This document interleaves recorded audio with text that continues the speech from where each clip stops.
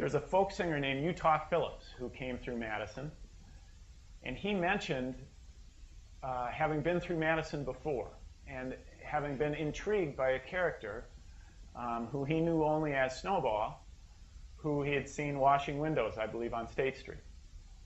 And he is trying to find out more information about this fellow Snowball. And I wrote a column about that, mentioning the folk singer's interest. And at the day after, I got a call from a woman named Marcia Stewart, who's a stockbroker at Merrill Lynch in Madison.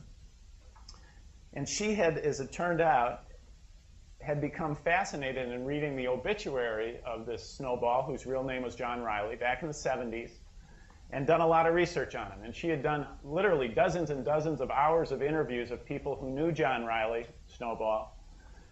And she shared a lot of that with me from my column.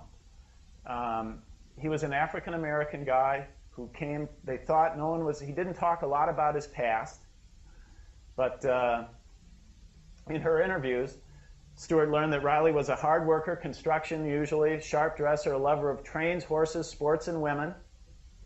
He became a fixture on State Street, washing windows, getting by day to day.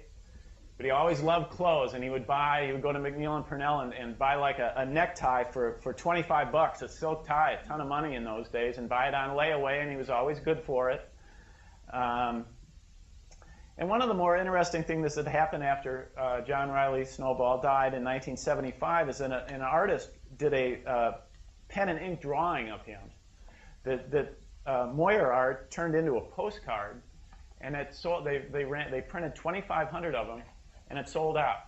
And they're actually kind of hard to find today. After I did that column 5 years ago, somebody sent me this photograph, I believe it is, of the postcard. And that's Snowball.